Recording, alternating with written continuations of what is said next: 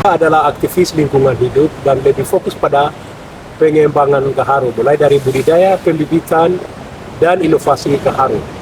Terus Bapak sudah jalankan program ini kapan? Maksudnya sudah lama kah, baru atau? Ya, saya jalankan kegiatan ini sejak tahun 2003.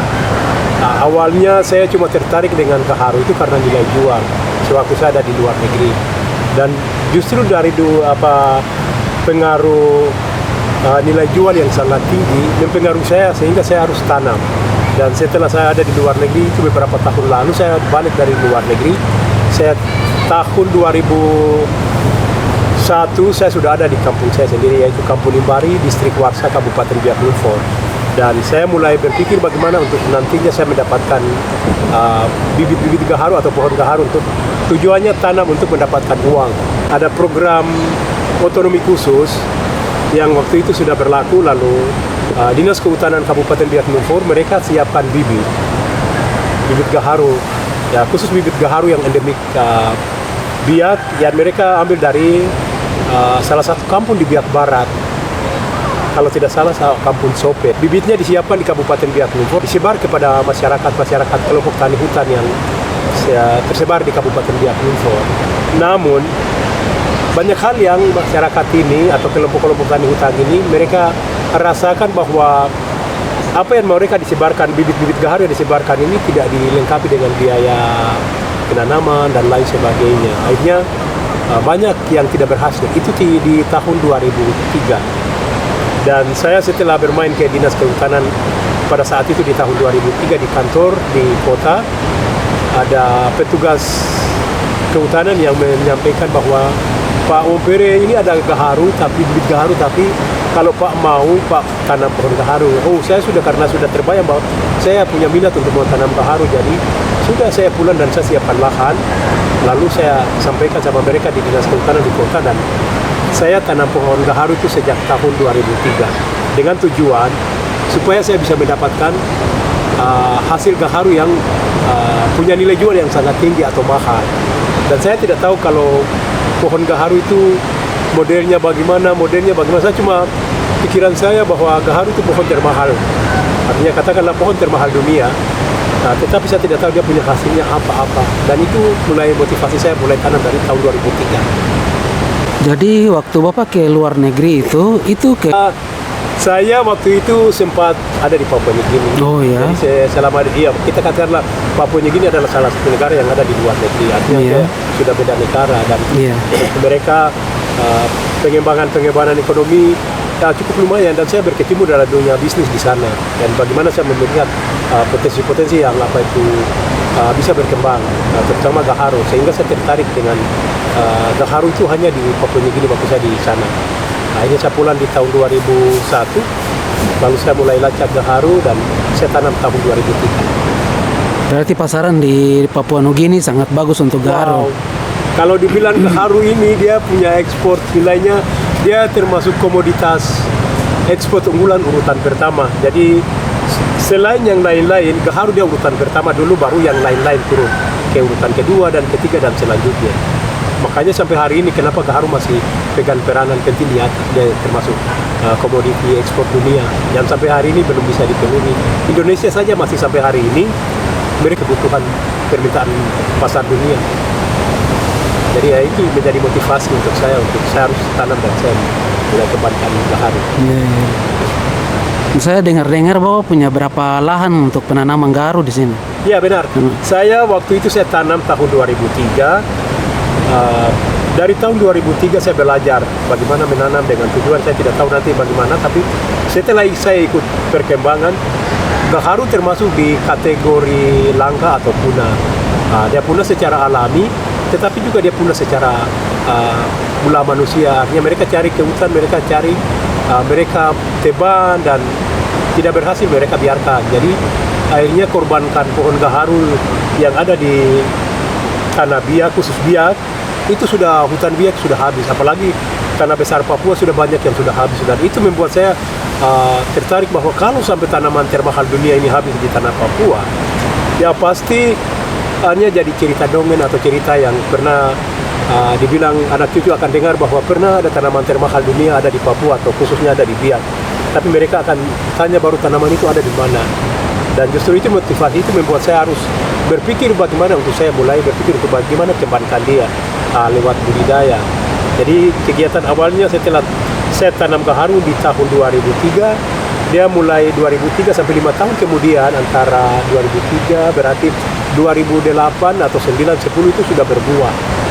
Dan mulai saya belajar untuk bagaimana saya harus kembangkan bibit dengan sistem budidaya. Jadi semua saya belajar sendiri otodidak. Saya belajar dulu cukup 2 tahun. Jadi jatuh bangun dan bahkan saya dapat sorotan sana sini dengan masyarakat sekitar bahwa wah ini tanaman tidak bisa, kami tidak tahu kapan berbuah, kita tidak tahu buahnya bagaimana dan itu tidak mungkin kalau kamu kerjakan itu. Tapi saya pada prinsipnya saya tahu bahwa kenapa bisa ada gaharu di hutan. Lalu saya mulai kembangkan itu. Jadi saya belajar sendiri-sendiri dengan otodidak jatuh bangun selama 2 tahun. Dan kebanyakan hampir yang gagal lebih banyak daripada berhasil. Dan terakhirnya saya setelah budidaya ini, saya berhasil di 2 tahun kemudian itu saya berhasil. Lalu saya lihat pertumbuhan dia yang sebagian mati dan sedikit yang tumbuh. Saya ambil kesimpulan bahwa ternyata gaharu itu bisa tumbuh dengan media yang bisa pas. Lalu saya sudah mulai lihat oh ini ternyata media yang pas dengan dia ada ini. Dan di tahun berikutnya saya sudah kembangkan budidaya gaharu. Dan itu di tahun, kalau tidak salah di tahun 2010 saya sudah mulai giat-giat untuk kembangkan budidaya gaharu. Dan saya buat penelitian gaharu besar-besaran di sini.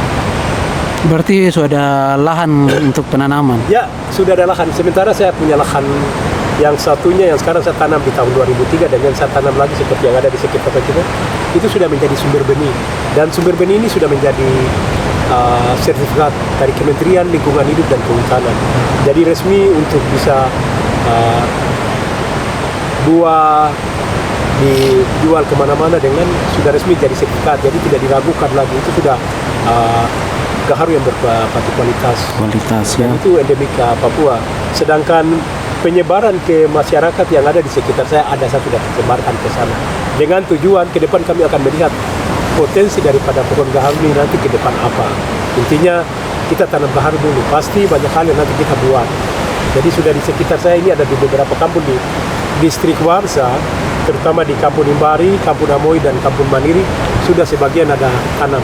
Bahkan di beberapa distrik yang ada di Biak Utara seperti di Yawosi, Korem, ada beberapa masyarakat terutama keluarga mereka juga ambil dan tanam.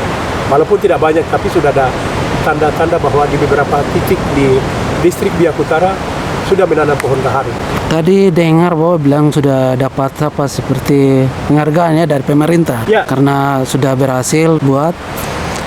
Ya, dan kemarin saya lihat-lihat juga di STC, Sel Teluk Cenderawasih, itu sudah lihat Kalpataru. Berarti itu sudah ada sertifikat dari pemerintah ya? Tapi kenapa tidak dilihat begitu? Ya, memang ini tantangan yang saya hadapi. Dengan demikian, dari kegiatan itu yang saya belajar sendiri otodidak, itu dilirik. Karena saya temukan banyak hal, lalu saya berhak untuk mendapatkan penghargaan. Jadi ada beberapa penghargaan yang saya dapat. Ya oke lah, itu sudah memenuhi standar penghargaan yang saya harus terima. Salah satu yang kebanggaan saya adalah penghargaan Kalpataru. Karena Kalpataru diberikan langsung dari Kementerian Kehutanan dan Lingkungan Hidup di Istana Merdeka di Jakarta. Lalu yang menyerahkan adalah presiden. Kalau tidak presiden, wakil presiden. Dan waktu itu saya dapat penghargaan dari tahun 2014. Itu dari Bapak Presiden siapa itu? Presiden SBY. Oh, SBY. Oh. Tapi yang kasih sama saya itu adalah wakilnya Budiono. Jadi saya masuk di kategori, saya punya kategori 2. Iya. Sebagai penyelamat lingkungan, sebagai perintis. Karena gaharu saya yang merintis. Jadi saya dapat 2 kategori. Itu untuk di Papua atau di Biak? Sebenarnya saya waktu itu saya mewakili keseluruhan Papua. Karena kami waktu itu ikut perlombaan itu untuk mendapatkan penghargaan itu. Atau bukan seluruh Indonesia, bukan? Kami ada seluruh Indonesia. Saya ikut bergabung dalam keseluruhan Indonesia. Kami ada sekitar, yang waktu berlomba ini, kami ada sekitar untuk di daftar untuk masuk itu kita ada sekitar 113 orang. Tapi yang lolos cuma 13 orang. Dan 13 orang ini termasuk saya di Papua, mewakili keseluruhan Papua. Jadi waktu itu belum ada mungkin waktu itu ada Papua Barat dengan Papua Barat ya sudah ada. Papua, itu saja. Jadi saya mewakili 2 provinsi ini untuk membawa nama baik Papua. Itu yang saya dapat itu. Oke. Bapak bilang ada koleksi bibit gaharu. Itu dari mana saja yang Bapak koleksi? Ya, saya punya program prioritas nantinya ke depan. Pengembangan gaharu besar-besaran di tanah Papua pada umumnya. Sehingga saya lebih tertarik kepada gaharu, pohon gaharu yang endemik Papua. Dan sementara saya sudah koleksi beberapa jenis gaharu yang ada di tanah Papua. Lalu saya buat penelitian di Manokwari, di Provinsi Papua Barat. Jadi ada beberapa koleksi saya di sana. Yang pertama dari bibit gaharu endemik Biak, Filaria. Terus yang dari Serui, Malakensis. Yang sama dengan yang dari Manokwari juga jenis Malakensis juga. Jadi hampir tanah besar ini mempunyai beberapa jenis-jenis gaharu Yang sama ya? Yang sama, tapi hampir spesifiknya lebih lari kepada Malakensis. Sedangkan Biak dia lebih endemik. Kalau kita kejar ke daerah lain di tanah Papua, yang ada di Biak jarang ada dapat di tanah Papua, bahkan tidak ada. Dia hanya ada di Biak saja, yaitu Filaria. Kalau di macam Indonesia Barat gitu? Di Indonesia Barat atau Indonesia lain, Ya. ada sih ada, tapi beda lagi. Beda lagi ya? Beda lagi. Saya lihat-lihat itu tadi ada Bapak bikin apa? Ada fermentasi. Itu cara fermentasi bagaimana itu? Itu apa saja yang dibuat menjadi minyak atau ya pokoknya yang bisa dibuat lah dari gaharu. Iya benar. Mungkin saya sampaikan bahwa yang dinamakan gaharu itu pada umumnya orang tidak tahu gaharu. Mereka anggap bahwa gaharu itu cuma kita ambil hasil gaharu yang dinamakan global gaharu, yang sering dikatakan super dan kelas AB sampai ke medangan. Isinya dia punya batangan bagian dalam atau di mana dapat hasil gaharu. Setelah saya belajar sendiri, ternyata gaharu itu tidak ada yang dibuat. Semua dimanfaatkan habis dan dapat menghasilkan hasil-hasil gaharu yang cukup mempunyai nilai jual yang sangat tinggi atau mahal. Jadi tadi saya ada buat sistem fermentasi. Itu saya ambil bagian-bagian daripada gaharu yang selama ini kita anggap bahwa tidak berfungsi. Lalu saya buat fermentasi. Lalu terjadilah yang dinamakan sampai hari ini dinamakan geta gaharu. Dan geta gaharu itu terjadi di hasil fermentasi itu. Jadi kalau saya tadi bilang saya ikut perkembangan bahwa gaharu itu tidak ada yang dibuat, lalu banyak menghasilkan hal-hal yang mempunyai nilai jual yang sangat tinggi. Jadi pohon gaharu sebenarnya pohon penghasil uang termahal. Cuma kita tidak tahu, makanya kita manfaatkan bagian-bagian lain, kita korbankan bagian-bagian lain yang sebenarnya mempunyai nilai jual juga. Jadi yang saya fermentasi ini dari daun, buah, kulit, batang yang dianggap tidak berfungsi, saya fermentasi dan terjadilah perubahan-perubahan tertentu yang menghasilkan geta gaharu yang saya sendiri namakan fermentasi saya namakan lumpur geta gaharu. Kira-kira seperti itu. Oke. Ya. Jadi Bapak ini sudah jalan cukup lama juga, tapi ya kembali ke belakang lagi. Ya. Tadi saya dengar dari dinas terkait ini tidak lihat, maksudnya dari awal tuh dia bantu, tapi ke depannya dia agak sedikit lupa atau mungkin dia banyak pekerjaan kah?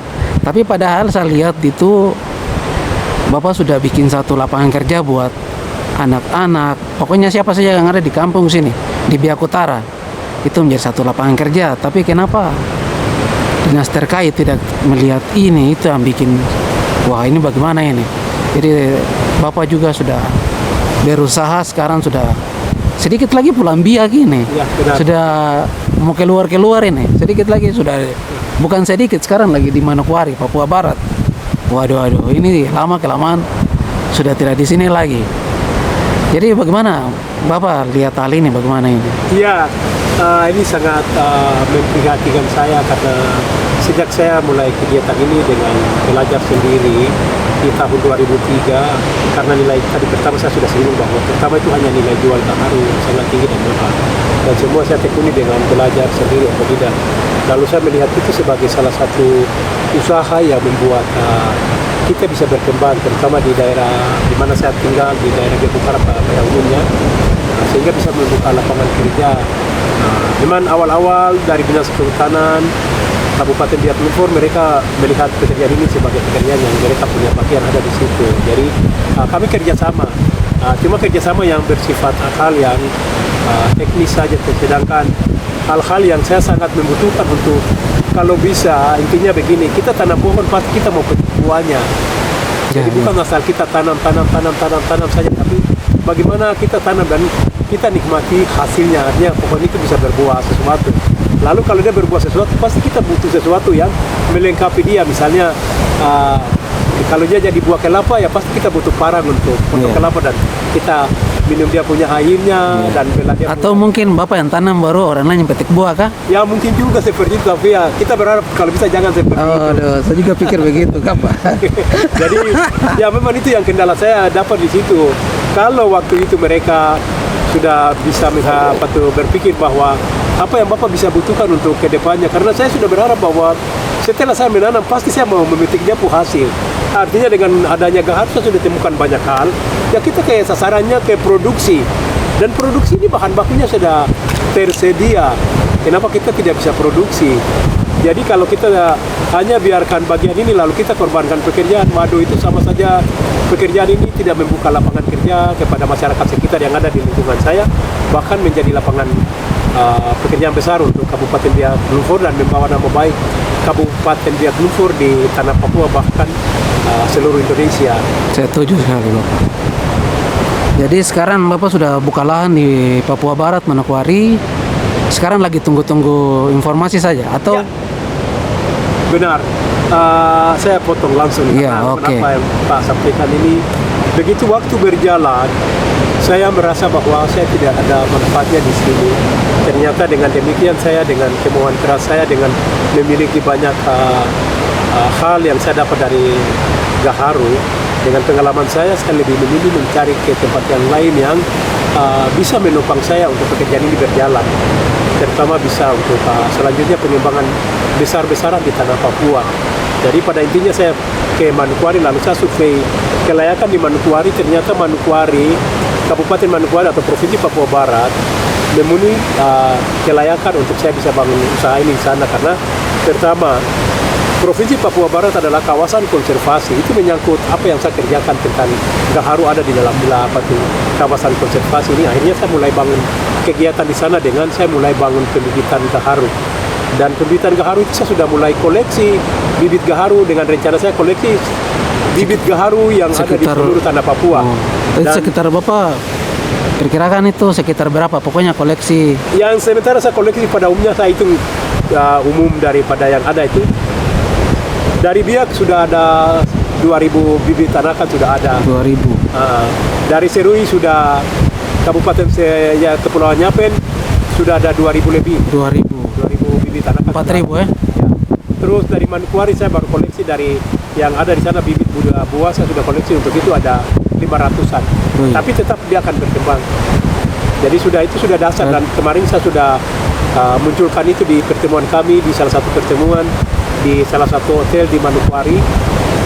Dari Dinas Kehutanan Provinsi mereka panggil saya untuk ikut terlibat dalam kegiatan pertemuan bagaimana pemanfaatan hutan itu dengan menghasilkan hasil-hasil hutan yang bisa dijual dan menghasilkan uang dan membuka lapangan kerja. Dan saya munculkan Gaharu endemik Papua, dan mereka sangat respons dengan itu. Jadi kalau tadi ada singgung-singgung sedikit tentang kayaknya Bapak mau pindah ke Manokwari, ya memang betul. Kalau memang kita tidak dimanfaatkan di daerah lain yang kita berpotensi sampai diabaikan, kita cari tempat lain yang bisa kontribusi ya bisa menerima kita apa adanya, tapi kita bekerja untuk tanah kita, tanah Papua. Saya juga setuju begitu, Bapak. Mungkin dari Papua Barat mungkin ada kemana lagi begitu? Iya, terima kasih. Saya begitu munculkan kegiatan ini kemarin dari awal, saya dengan swadaya membangun, saya punya lokasi pembibitan dengan saya swadaya mandiri tanpa ada dukungan apa-apa, hanya dengan modal kemauan keras saya kerjakan itu. Dan kalau dihitung dalam kategori sudah sempurna, ya katakanlah sudah melebihi 50% yang sudah sudah saya kerjakan sudah oke, dan itu sudah jadi jaminan saya di Provinsi Papua Barat. Dan sementara sudah saya dengan adanya media massa yang ada ini, saya ekspos lewat media ini, dan beberapa daerah mereka sudah tertarik dengan kegiatan saya, dan ada beberapa yang sudah datang dengan adanya Papua dimekarkan beberapa provinsi. Ada beberapa provinsi yang sudah datang untuk ketemu dengan saya, dan rencana untuk kita bangun di provinsi-provinsi pemekaran baru ini. Jadi salah satu pemekaran provinsi yang sudah datang ketemu dengan saya, Provinsi Papua Barat Daya. Sementara dari Merauke, Provinsi Papua Selatan, mereka juga sudah ketemu dengan saya lewat telepon WA, dan mereka sudah siapkan untuk persiapan tahun depan kami akan kerjasama. Kami akan kerjasama untuk pengembangan gaharu besar-besaran di tanah Papua, keseluruhan tanah Papua. Jadi intinya kita tidak bisa atau membedakan ini provinsi ini tidak boleh kita masuk. Yang namanya kita bekerja untuk Papua, biarpun ada pemekaran provinsi di mana-mana, tapi pada intinya kita bekerja untuk Papua. Iya, saya sepakat sekali. Terus di samping Bapak itu ada minyak-minyak. Ya. Mungkin Bapak mungkin bisa kenalkan kah? Itu minyak-minyak apa saja? Iya, awalnya tadi saya sudah singgung bahwa gaharu itu tidak ada yang dibuang. Iya, iya. Semua dimanfaatkan sampai habis. Jadi setelah itu saya belajar sendiri, dan semua apa yang saya kerjakan adalah belajar sendiri otodidak. Dan saya temukan pekerjaan yang dinamakan produk-produk herbal gaharu. Jadi saya buat produk-produk herbal gaharu yang dikatakan untuk memenuhi kebutuhan kita pada saat dimana kita sakit atau bermacam-macam penyakit. Dan saya kategori itu dengan bermacam-macam produk yang saya buat. Jadi ada produk yang saya buat khusus untuk anak-anak yang dinamakan baby oil. Saya ada buat ini baby oilnya, ini baby oil. Saya buat untuk anak-anak. Anak-anak di saat dia mandi pakai olesnya ke badan, bahkan badan tidak enak, perut kembun atau perut sakit atau malaria, luka-luka, dia minum. Jadi dia berfungsi dua ganda. Jadi bisa di luar, bisa di dalam. Dia bisa pakai oles di bawah dia punya badan. Tetapi kalau badan tidak enak, merasa bagaimana? Dia minum juga dengan takaran sendok yang ditentukan. Kalau anak-anak pasti dengan takaran sendok teh. Jadi ini yang saya buat khusus untuk anak-anak, baby oil. Sedangkan saya buat yang satu lagi adalah untuk urut atau untuk penyakit dalam ini PCO gaharu. Jadi ini sebenarnya perpaduan minyak kelapa murni yang dinamakan virgin coconut oil dengan sari daun gaharu. Jadi saya buat dia, dan ini khususnya untuk penyakit dalam dan penyakit luar juga. Jadi ini dipakai seperti itu, dan kandungan khasiatnya sangat luar biasa, sehingga ini dapat dimanfaatkan untuk kepentingan kesehatan tubuh. Ada juga yang saya buat lagi untuk perawatan muka, kulit, rambut yang saya namakan Insonai. Jadi ini bagus untuk ibu-ibu dengan anak-anak perempuan, mereka suka pakai. Dan ini sangat bagus untuk muka bersih, licin. Kalau ada semacam bintik-bintik atau yang hitam-hitam di muka, ada orang pakai gosok, rambut bersih dan subur. Seperti itu yang saya dapat. Sedangkan yang lain, yang sekarang kita masuk ke teknologi bagaimana pemanfaatan hasil gaharu untuk bisa mempercepatkan hasil gaharu dengan kebutuhan permintaan pasaran dunia, yang sampai hari ini kita di Indonesia belum memenuhi kebutuhan internasional untuk hasil gaharu itu, dengan terjadinya ada sejenis obat yang dinamakan fusarium untuk mempercepat proses penyuntikan gaharu untuk menghasilkan hasil gaharu. Dan saya juga ciptakan obat suntik gaharu yang dinamakan Insarium. Dan ini sudah hasil ciptaan saya belajar sendiri, dan saya sudah manfaat obat suntik ini. Dan pertama saya suntik di biak, saya suntik pohon gaharu di biak, dan sudah pohon gaharu sudah menghasilkan gaharu dan saya jual. Jadi tahun lalu saya ada suntik di Manokwari lagi, saya suntik di Kepulauan Yapen. Ada salah satu kampung yang sana mereka punya pohon gaharu, dan saya sudah coba lagi untuk satu pohon. Dan kemarin informasi pohon gaharu sudah mulai kering, sehingga mereka tunggu saja kapan mereka akan panen dia punya hasil gaharunya. Lalu yang kedua, di tahun ini juga saya ada suntik 6 pohon gaharu di Manokwari. Di salah satu kampung namanya Kampung Durebi di daerah Pantura Manokwari di Papua Barat. Jadi ya ini sudah hasil gaharu yang suntik gaharu yang saya ciptakan menghasilkan hasil gaharu untuk menjawab kebutuhan permintaan pasaran dunia.